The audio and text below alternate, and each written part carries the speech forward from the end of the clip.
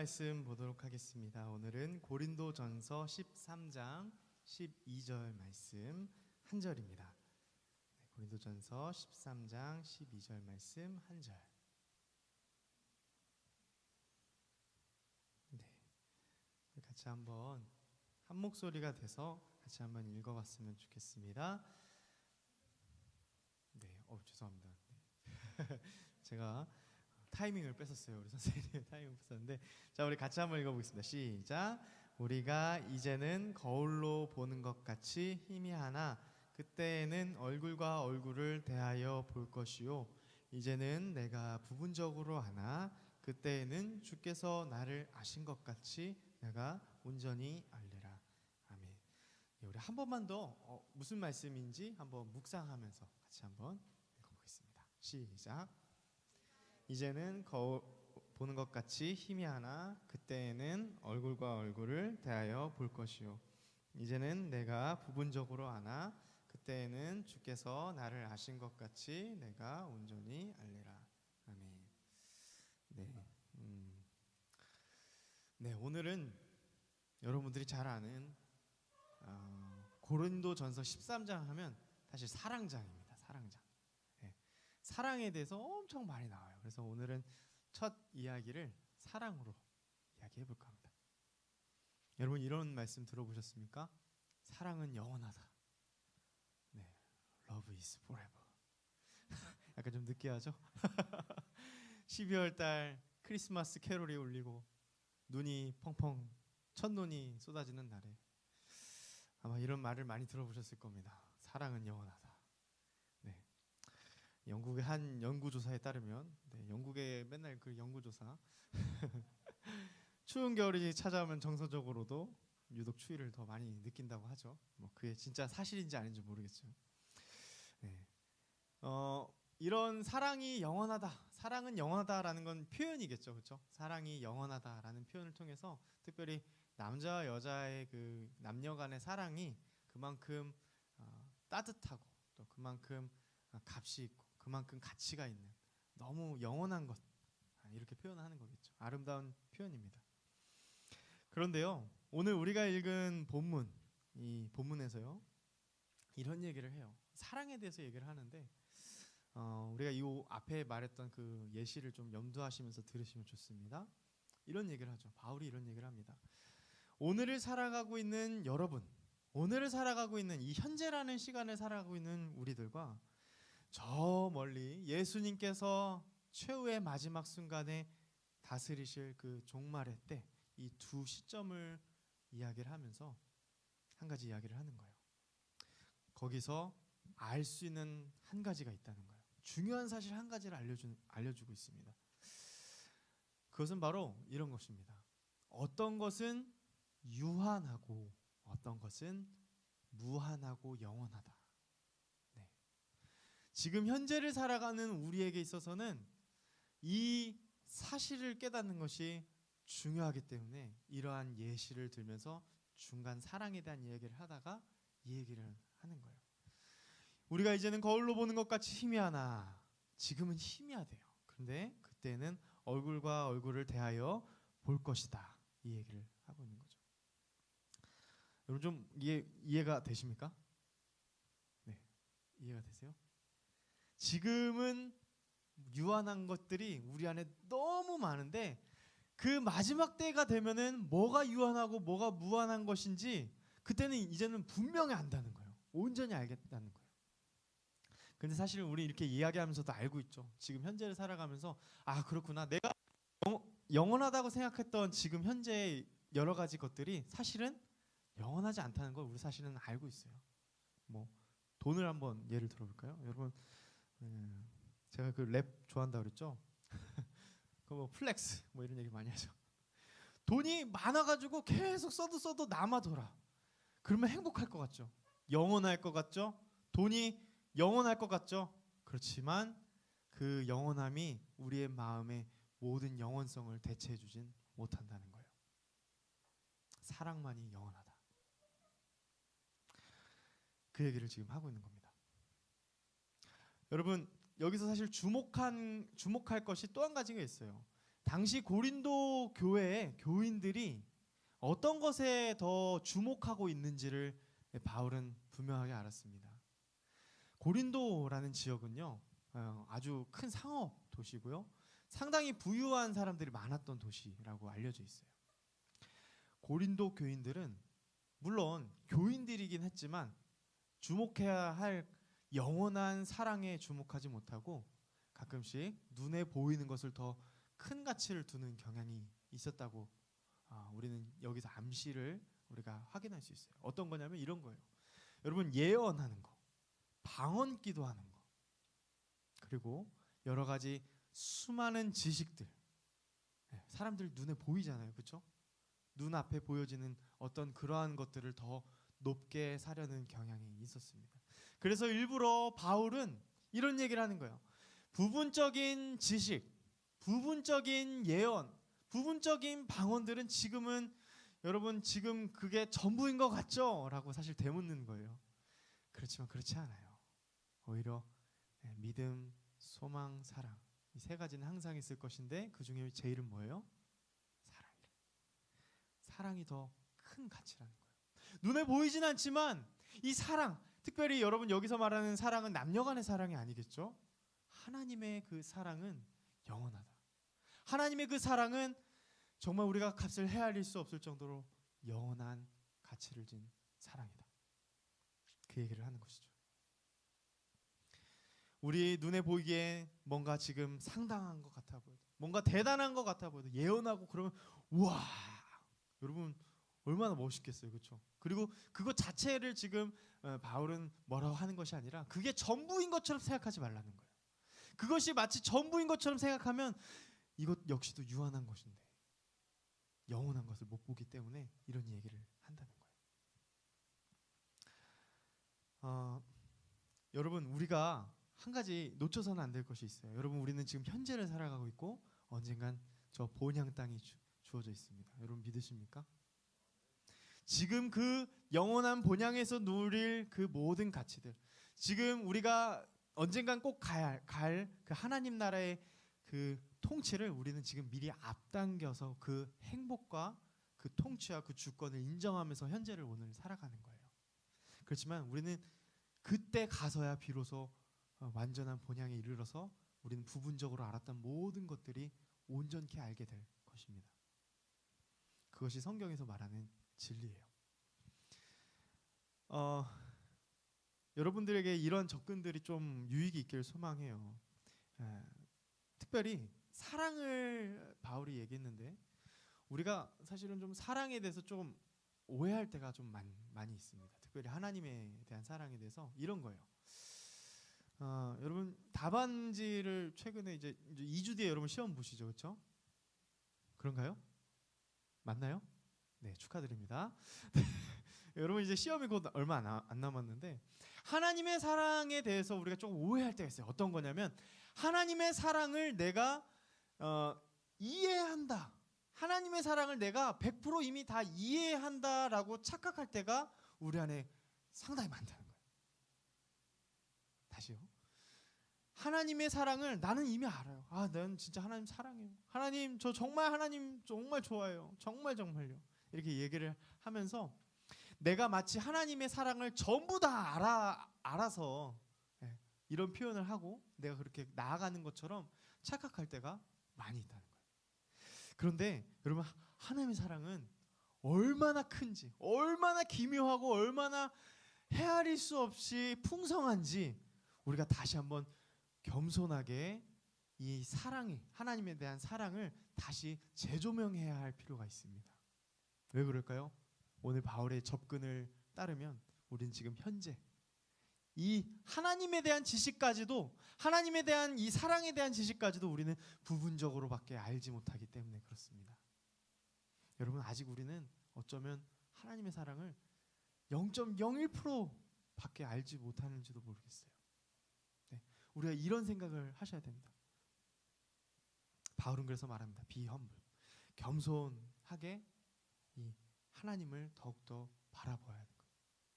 하나님이 가지고 계신 이 영원함, 특별히 이 사랑으로 여러분들 하나님을 사랑이라고 많이 표현하잖아요, 그렇죠?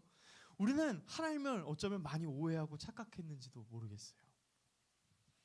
여러분, 하나님의 사랑이 얼마나 우리의 마음을 살찌우고 또 풍요롭게 하는지 이 안으로 오늘 본문은 우리를 초대하고 있습니다.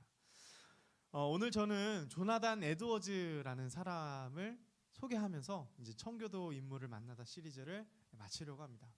뭐 리처드 백스터도 아직 못 다루고 토마스 왓슨도 못 다루고 많은 분들이 계신데 여러분들이 이러한 흐름들만 좀 아셨으면 좋겠어요. 청교도 하면 세상적인 쾌락과 안정과 성공을 누릴 수 있는 기회가 있었어요? 없었어요? 충분히 있었습니다. 사람들을 이목을 끊었고 사람들이 좋아했어요. 그렇지만 그러한 넓은 길을 택하지 않고 좁은 길을 택했습니다. 왜 그럴까요? 복음의 순수함을 잃지 않기 위해서. 그 순수함을 잃지 않고 평생을 그렇게 살아가기로 하였고 그렇게 삶으로 살아냈던 사람들, 우리는 이 사람들을 청교도인이라 부릅니다. 존 버년, 여러분 기억나십니까? 존 버년? 네, 감옥에서 이제 복음을 전하지 못하자 감옥에서 12년 동안 옥살이를 하면서 책을 썼다고 했죠. 그 중에 가장 유명한 책이 뭐죠? 네, 철로역정입니다. 철로역정은 이 우리가 신앙생활을 하는 것을 마치 이 여행의 여정으로 표현을 했어요. 네, 그래서 나중에 크리스찬이라는 이름을 바뀌고 이 크리스찬이라는 사람이 이제 인물처럼 나와요. 그래서 인물이 어떤 사람을 만나는지, 뭐 교만이라는 이름을 가진 사람도 만나고, 믿음, 복, 전도자, 뭐 이런 사람들을 만나고 이래요. 나중에 한번 유튜브에서 검색해서 철로역정 보시면 상당히 이렇게 은혜가 많이 되는데요. 재미있는 것은 이것을 우리의 인생의 여정을 뭘로 표현했다는 거예요? 여행길로 표현했다는 겁니다. 신앙을 받아들이기 이전부터 어쩌면 그 길들을 우리 신앙 인생 길들을 이 여행으로 표현을 했다는 거죠. 신앙의 삶을 참 잘 표현한 탁월한 선택이라 저는 생각이 들어요. 그런데요, 오늘 소개해드릴 이 조나단 에드워즈, 이 사람은 영국 사람이 아니에요. 미국 사람이고 시대도 한 150년 뒤의 사람입니다. 17세기, 18세기에 살았던 사람이죠. 지역도 다르고요, 시기도 다릅니다. 그런데 조나단 에드워즈도 이런 얘기를 했어요. 존 버년과 같은 이 성경적인 사고방식이 있었어요. 바로 철로역정에서 여러분 표현했던 것처럼 뭐예요? 지금 현재의 삶이 전부가 아닙니다, 여러분. 우리는 언젠가 그 하나님의 도성 천국에 이르기까지 우리는 이 인생은 여정길에 불과합니다. 우리가 막 움켜쥐면서 사는 게 아니라 순례자로 표현했거든요. 순례자의 길을 가는 우리는 나그네입니다. 이 땅을 살아가는 나그네입니다. 이런 얘기를 했는데 존 버년과 똑같은 얘기를 해요. 조나단 에드워즈가 이렇게 얘기합니다. 제가 한번 읽어드릴게요. 여기 이 세상에 사는 사람들은 타향에 있다. 그 사람들은 순례자요 외인으로서 모두 세상을 떠날 텐데 그들은 천국은 그들 모두가 기다리는 중심이다. 이런 얘기를 합니다. 똑같은 얘기를 하는 거죠. 여행의 이미지를 통해서 우리가 오늘 살아가는 이 발걸음들, 우리 인생의 이 발걸음들이 이곳이 참된 본향이 여기가 아니다라는 것을 우리가 깨닫게 되는 것이죠. 그런 것을 조나단 에드워즈도 강조했다는 겁니다. 여러분, 근데 아주 중요한 유비를 가져와요. 그러니까 비유를 가져와요. 좀 어려운 얘기인데 이 조나단 에드워즈가요, 사실은 되게 철학자로도 유명합니다. 미국에서 철학의 한 또 길을 턴 사람으로 불신자들에게서도 충분히 인정받는 사람이에요. 철학자, 미학가, 아주 유명한 사람입니다. 엄청난 지성을 가지고 있는 사람이에요. 근데 이분이 뭐라고 얘기했냐면 천국과 지옥이 정말 실제할까? 여러분, 천국과 지옥이 정말 실제합니까? 여러분 믿으십니까?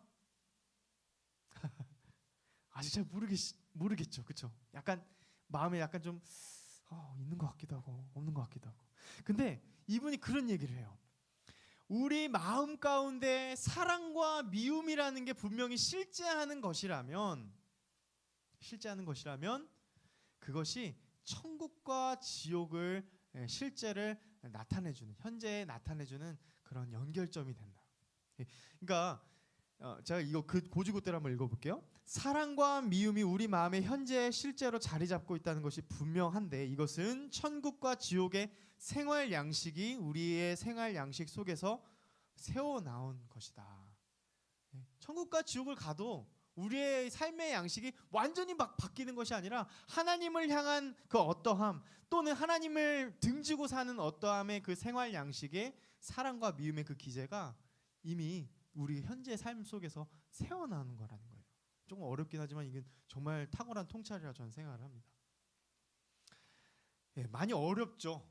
제가 좀 조나단 에드워즈 이야기를 좀 하면서 여러분들이 좀 잠을 깨워 보겠습니다. 일어나십시오. 자, 다시 한번 영적인 눈을 들어서 일어나십시오. 자, 에드워즈라는 사람을 좀 더 소개해 볼게요. 이분은요, 이 예일대, 우리가 잘 아는 예일대 학교를 나왔고요. 엄청난 지성의 소유자였습니다.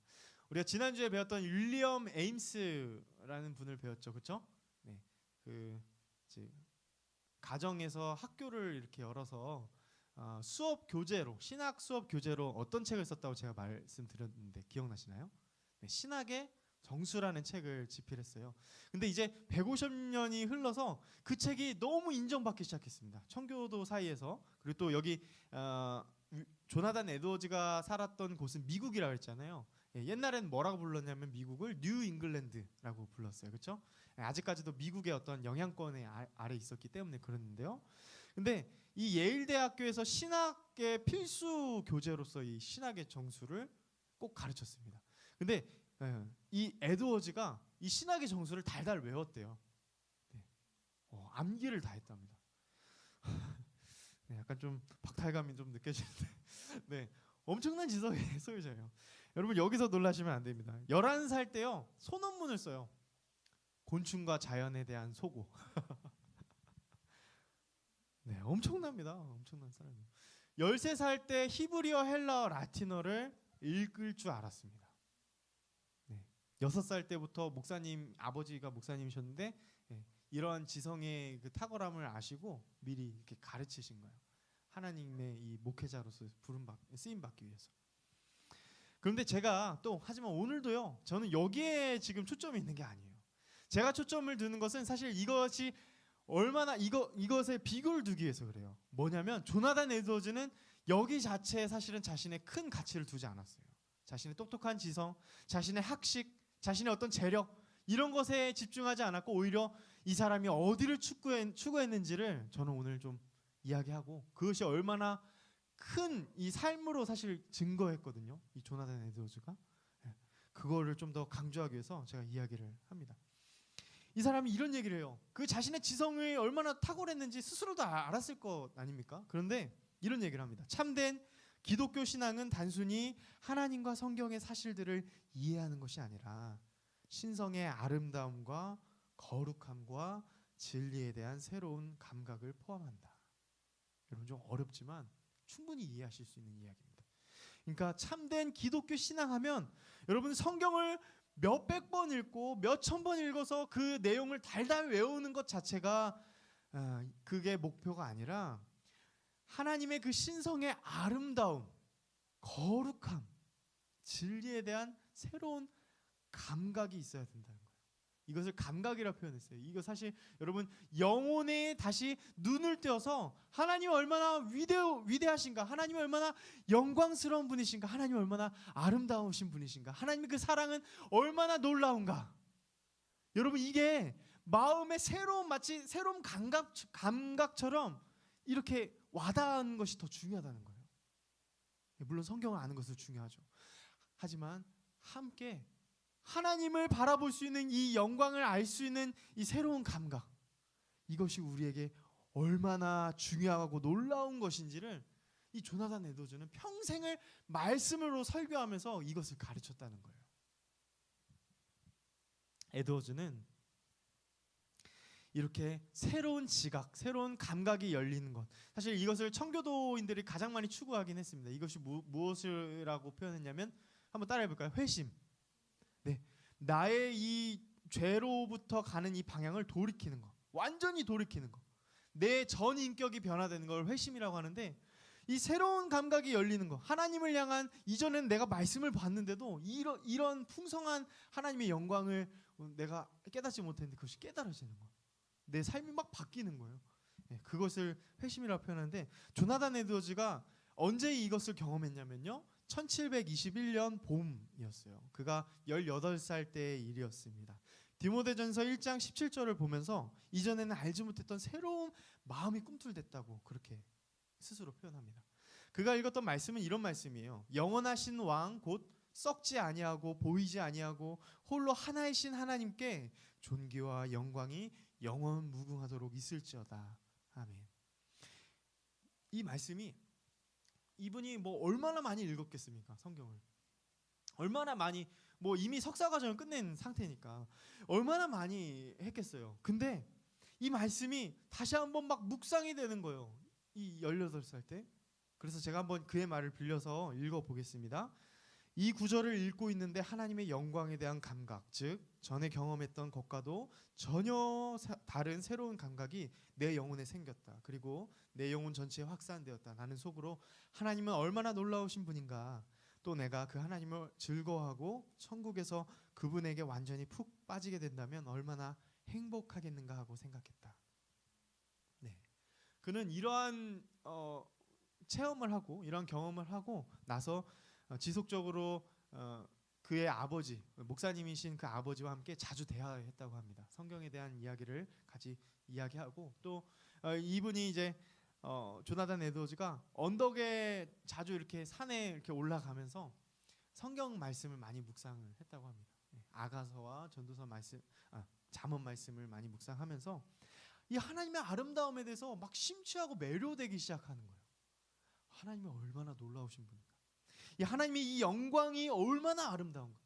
그래서 조나단 에드워즈 하면 이 영광, 하나님의 영광과 그 아름다움에 이 표현이 기가 막힙니다. 기가 막힙니다.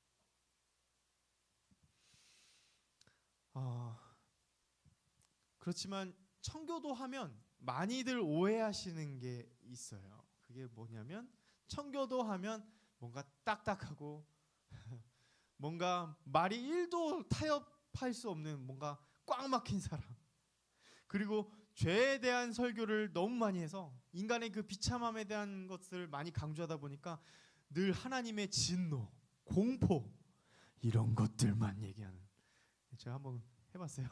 이런 것들만 얘기하는 사람으로만 우리는 알고 있어요. 이 청교도에 대한 좀 오해인데요.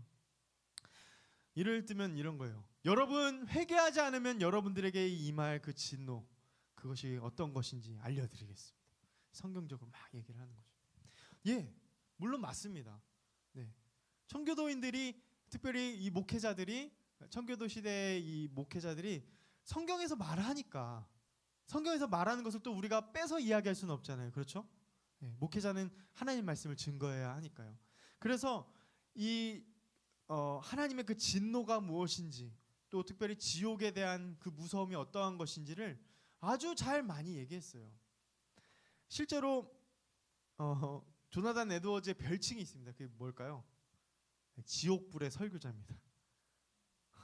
좀 제가 아까 말했던 뭐 영광의 아름다움과 너무 좀 갑자기 비교가 되죠. 사람들이 조나단 에드워즈 하면 이 지옥불의 설교자로 유명합니다. 왜 그러냐면 이 미국의 1차 대각성 운동의 시초가 사실은 이 조나단 에드워즈로 많은 학자들은 봐요. 그것이 뭐냐면 이 조나단 에드워즈가 설교했던 설교가 있습니다. 그 제목을 제가 들려드릴게요. 제목이 이렇습니다. 진노하신 하나님 손안에 있는 죄인들, 진노하신 하나님 손안에 있는 죄인들. 네, 여러분 제목부터 무섭죠? 네. 안 무섭나요? 좀 강조했는데. 자, 근데 이 설교가 유명해서 이러한 별칭이 붙은 것 같아요. 지옥불의 설교자. 근데 아마 모르긴 몰라도 조나단 에드워즈는 정말 열심히 설교를 준비해서 그냥 읽었을 겁니다. 선포했을 겁니다. 네. 감정에 막 고소하고 그런 성격은 아니었을 것 같아요. 왜냐하면 제가 이 조나단 에드워즈 전기를 좀 보면서 느끼는 것은 그런 거예요. 하루에 12시간을 공부했다고 합니다. 신학 공부를. 근데 이 설교를 하는데 사람들이 막 뒤집어지는 거예요. 여러분 아까 영국을 얘기했잖아요. 윌리엄 에미스, 윌리엄 퍼킨스 시대를 조금 더 지나서 이제 뉴 잉글랜드에도 청교도주의를 가지고 있는 신앙을 가지고 있는 사람들이 많아지기 시작했어요. 근데 늘 그렇듯 늘 교회가 커지거나 어떤 그 사는 거 삶이 좋아지면 어떻게 돼요? 부패하고 좀 타락하게 되는 것 같아요. 그래서 이 뉴 잉글랜드에도 더 이렇게 좀 타락하고 약간 성경 말씀 중심으로 이야기하는 것이 아니라 세상의 어떤 그런 기준과 논리들로 가득 차기 시작한 거죠. 근데 이 말씀이 선포되니까 사람들이 그 마음이 찔림이 너무 컸나 봐요. 어찌나 울던지 잠깐만 중지할 정도로 설교 좀 하게 그렇게 눈물바다가 되었다고 합니다. 나중에 우리 한국에서도 그런 일들이 있었죠. 평양 대붕 운동 때. 그렇다 보니까 이런 어떤 지옥불의 설교자 그런 좀 그 타이틀만 가지고 있는데 사실은 그렇지 않다는 걸 오늘 좀 이야기하고 싶어요. 조나단 에드워즈가 정말 회심하고 정말 자신이 이제는 하나님께 온전히 하나님께 내 인생을 바치겠노라고 결심할 때 그 중심엔 뭐가 있었냐면 하나님에 대한 이 영광의 아름다움이 있었다는 걸 저는 말하고 싶은 거예요. 이 말씀을 통해 보니까 하나님의 이 영광이 얼마나 찬란한지, 내가 이 현재를 살아가고 있지만 그 나중에 장차 그 본향길에 순례자의 완성의 그 길에 갔을 때 그때 만나게 될 주님, 그때 온전케 됐을 때 그 경험할 하나님의 그 영광이 얼마나 클까. 그 하나님을 향한 감각이 되살아난 것이죠. 여러분, 조나단 에드워즈는 그렇게 평생을 자신을 위한 삶이 아니라 평생을 교회와 그리스도의 몸된 교회와 복음 전파를 위해서 살았습니다. 설교를 위해서 살았어요. 그런데 그렇게 사랑의 하나님의 그 사랑의 아름다움에 이 사람이 완전히 녹아들어서 그렇게 살았지만 그의 인생은 좀 호락호락하진 않았어요. 늘 그렇죠. 늘 이 신앙의 길을 가다 보면 좁은 길로 이렇게 점점 가게 되는 것 같아요. 이렇게 처음에는 엄청 큰 길인 줄 알았는데 조금씩 좁아지는. 우리 선생님들 그런 경험 없으십니까? 네, 많으실 것 같아요. 좁은 길이에요. 막 가다 보면은 제가 한 예화를 좀 들려드릴게요. 조나단 에드워즈가요, 그렇게 몇십 년을 애지중지하면서 사역했던 곳이 있습니다. 노샘프턴이라는 교회가 있었어요. 노샘프턴. 이런 교회에서 열심히 양육하고 말씀을 전했습니다. 그 아까 제가 말했던 진노하신 하나님의 손안에 있는 죄인들, 이 설교를 비롯하여서 이제 조나단 에드워즈의 설교가 사람들의 이제 귀에 오르내리게 되고 하나님이 얼마나 그 정의와 공의가 있으신 분인가, 이런 얘기들이 막 교회 안에서 퍼지게 되고 신앙 생활에 대한 이야기로 막 바뀌게 됩니다. 정말로 놀라운 부흥이 일어나게 돼요. 노샘프턴 교회도 부흥이 일어나게 됩니다. 그런데요, 몇십 년이 좀 지나다 보니까 또 역시 어떻게 됐을까요? 뭐 물론 교회가 그렇죠. 늘 항상 온전한 게 아니니까요. 이 현재에서 이런 일이 있었습니다. 청년들이 음담패설을 하기 시작했습니다. 남자 청년들이 여자 청년들을 보면서 음담패설을 해요. 그것을 막 삼삼 모여서 얘기하는 것을 누가 들었을까요? 조나단 에드워즈가 들었습니다. 그래서 그것에 대한 잘못에 대해서 설교를 했어요. 또 성만찬을 우리가 정말 예수님을 구주로 고백하는 사람들에게만 이 성만찬은 시행해야 하지 않겠습니까? 라는 제의를 했는데 그 제의를 이 교회에서는 좋게 보지 않았어요. 그래서 이 두 가지를 크게 문제 삼아서 조나단 에드워즈를 내쫓습니다. 여러분, 이게 좀 상상이 되십니까? 평생을 내가 여기서 사역을 했는데 정말 사랑하는 내 자녀와도 같은, 영적인 자녀와도 같은 그런 이 교회 사람들이 오히려 자신을 배척하고 내쫓았다는 거예요. 얼마나 큰 배신감이 들었을까요? 조나단 에드워즈에게는 10명이 넘는 자녀들이 있었고요, 부인이 있었습니다. 그런데 제가 이 얘기를 하고 싶은 건 아니고, 그가 노샘프턴 이 교회에서 마지막으로 설교를 하고 이런 이제 내쫓임을 당하기 마지막, 이제 다 이제 정리가 된 거죠. 마지막 설교를 하는 그때 이런 얘기를 해요. 고린도후서 1장 14절의 말씀을 가지고 이런 얘기를 합니다. 이 세상에서의 인간의 판단은 완전하지 않지만 최후 그리스도의 심판대 앞에 설 때 우리는 밝히 알게 될 것이다. 그리고 우리는 서로 만나게 될 것입니다. 네, 여러분 여기가 약간 보복성의 설교로 여러분 오해하시면 안 됩니다. 예, 지금 현재는 이렇게 우리가 판단이 완전하지 않지만 나중에 우리가 그리스도의 심판대 앞에 설 때는 만나게 될 거라는 거죠. 계속해서 읽어드릴게요. 우리는 이 땅이 끝이 아니라 언젠간 다시 만날 그때가 최종점이기에 오늘 이 땅의 삶의 목적과 가치 추구, 나는 어떻게 살아가야 할지를 진지하게 숙고해야 한다. 이런 말씀을 서로 나눴어요. 선포하면서. 오늘 읽었던 본문 내용과 좀 비슷하지 않습니까? 그렇죠? 그런데 제가 정말 큰 충격을 받았던 것은 여기가 아닙니다. 그 다음이었어요. 그러니까 왜 이 얘기를 했을까요? 최후의 심판의 날에 우리가 다시 천국에 만날 때 그땐 다시 만난다면서요. 그렇죠? 우리 그렇게 믿고 있습니까, 여러분? 예, 원수지시면 안 돼요. 예, 여러분 마음이 좀 힘드시더라도 원수지시는 걸 좀 지향해서는 안 돼요. 어쨌든 그때 다시 만난다는 얘기를 왜 했을까요? 자, 계속해서 들어보십시오. 그러나 심판날 만나는 우리가 그때에는 우리의 관점이, 우리가 보는 방식이 온전한 방식으로 바뀌어 있을 것이다. 여러분 믿으십니까? 이게 무슨 말이냐면 이런 거예요. 서로를 적대하는 것이 아닌 서로에 대해 그리스도 안에서 깊은 사랑으로 서로를 바라보게 될 것이다. 와, 여러분 우리는 지금 온전치 못해요. 노샘프턴 교회가 맞을 수도 있죠. 조나단 에드워즈가 맞을 수도 있어요. 우리는 어떤 것에 대해서 우리는 늘 100% 그것이 맞다라고 말하는 것은 사실은 어렵습니다. 이 조나단 에드워즈가 지금 이 이야기를 하는 거예요. 네, 그럴 수도 있죠. 약간 이런 얘기입니다. 우리가 그렇지만 언젠가 다시 만날 그날 때는 여러분과 제가 다시 만날 겁니다. 그때 우리의 시각은 사랑으로 서로가 서로를 바라볼 것입니다. 여러분 이 사실을 여러분들이 깊이 숙고하시길 바랍니다. 저와 여러분들은 언젠가 만날 거예요. 예수 그리스도 안에 있다면요. 이 땅에서의 그렇기 때문에 아무리 큰 일이라 할지라도, 심지어 교회에서 배척당하는 일이 있다 할지라도 영원한 본향을 바라보면서 더 중요한 것을 우리는 놓치지 않아야 합니다. 여러분 어떤 것이 유한한 것인지, 어떤 것이 영원한 것인지 제가 오늘 미리 답부터 드리면 하나님의 그 사랑의 그 영원함을 여러분들 추구하시길 간절히 소망합니다. 하나님의 사랑은 영원합니다. 그 하나님의 그 사랑 안에는 말로 다 할 수 없는 그 영광의 아름다움이 있습니다.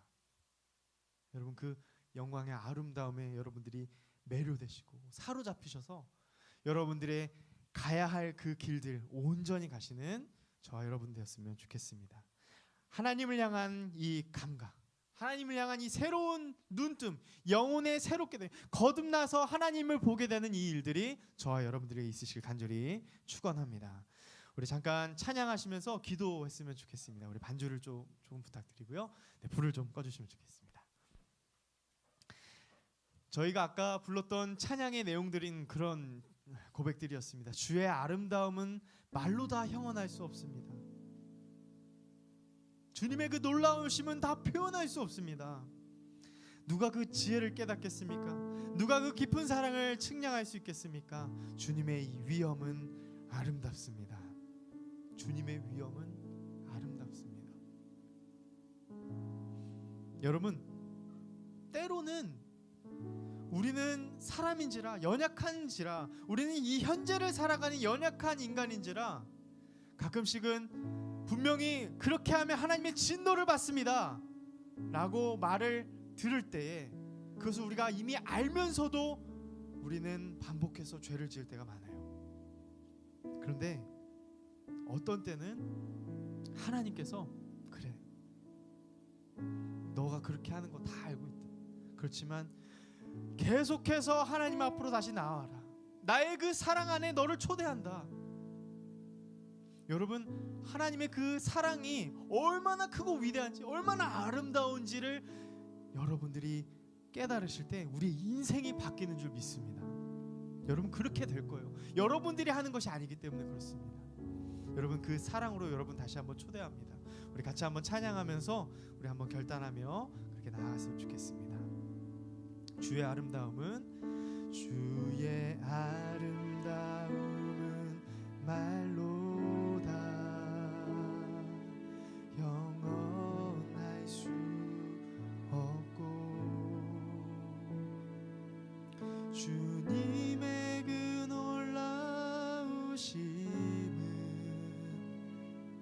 다 표현할 수가 없네.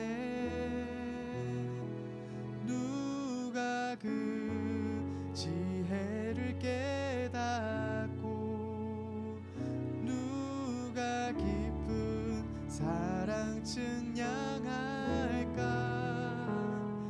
보좌에 앉으신 주의 위엄 아름다우신 주님. 내가 주를 경외함으로 주님 앞에 홀로 섭니다. 찬양 받으시기 합당한 거룩하신. 우리 마음을 다하여 후렴 다시 한번 찬양하실까요? 내가 주를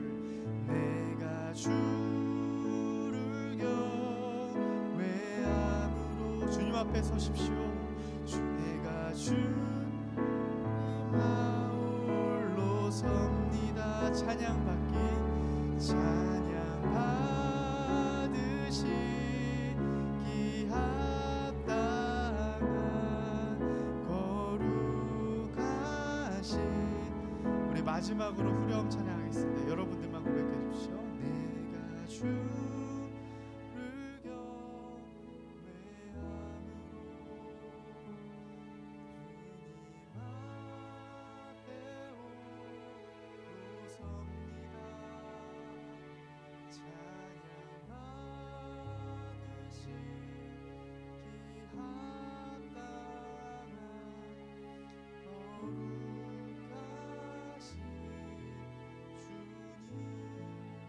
이 시간 한 가지만 놓고 기도했으면 좋겠습니다. 저는 여러분들의 감정, 여러분들 특별히 새로운 감각을 제가 인간적인 방법으로 어떻게 할 수 있는 방법이 없습니다. 그렇지만 여러분들이 이 하나님의 이 사랑의 초청에, 하나님이 그 사랑의 그 아름다움의 영광스러움을 여러분들이 받으시고 여러분들이 마음문을 여셨으면 좋겠습니다. 이 시간 기도하실 때 하나님, 내가 그 영광을 사모하게 하시고 그 아름다움을 사모하게 하옵소서. 하나님의 그 영광스러움이 무엇인지 나에게 밝히 깨닫게 하여 주옵소서. 우리 잠깐 조용한 상태로 우리 자신을 놓고 기도하겠습니다. 아버지 하나님, 감사합니다. 하나님께서 오늘 말씀을 주셨습니다. 주님, 이 말씀을 받들고 하나님의 그 영광의 아름다움을 사모하게 소원합니다. 주님, 우리를 다스리시고 우리 마음 가운데 하나님 녹화하셔서 아버지 하나님의 그 영광스러움이 무엇인지 깨닫게 하시고 하나님 말씀을 통해 증거되는 하나님의 어떠함이 얼마나 큰지 우리에게 깨닫게 하여 주시길 소망하고, 주님 이 시간 사랑하는 우리 학생들 마음 가운데 하나님을 또 깊이 알기를 소망하는 자, 하나님 그 사랑을 하나님 누리기를 소망하는 자들에게 하나님께서 만나 주시옵소서. 우리 아이들 주님께서 다스리시고 주시옵소서. 제가 기도하겠습니다. 하나님의 그 사랑이 어떠한 것인지 우리가 알기를 소망합니다. 하나님의 그 영광의 아름다움이 무엇인지를 우리가 알기를 소망합니다. 하나님, 신앙의 바른 길을 가는 것, 그것이 좁은 길임을 알 때에 우리는 가기도 전에 두려워하는 마음과 불안함이 우리 안에 있습니다. 솔직한 심정으로 우리 안에는 우리 스스로 하나님을 따를 준비도 되어 있지 않고 하나님을 따라 살아갈 수 있는 그러한 어떤 것들이 아무것도 없음을 고백합니다. 하나님의 자녀라는 신분을 상속받았지만 우리는 우리 스스로를 구원할 수 없기에 다시 한번 이 시간 하나님께 솔직한 심정으로 주님 앞에 나아왔습니다. 아버지요, 하나님의 그 영광스러움이 우리에게 깊이 체감되게 하시고 하나님을 향한 새로운 감각이 열려서 새로운 영적인 눈이 열려서 하나님의 그 어떠함을 가지고 우리가 평생을 살아갈 수 있도록 주님 저희들에게 은혜 베풀어 주시옵소서. 감사합니다. 예수님의 이름으로 기도합니다. 아멘. 우리 이 시간 다시 한번 이 후렴 찬양을 하시면서 준비한 헌금 올려드리겠습니다. 다 하셨군요. 네, 우리 후렴 찬양 한 번 더 고백하면서 찬양하겠습니다. 선포하시고 우리 영혼에 고백하십시다. 내가 주를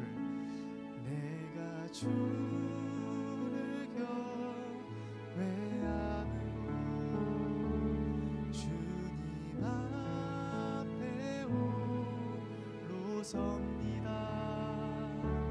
찬양 받으시기 합당한 거룩하신 주님. 아멘. 축도하겠습니다.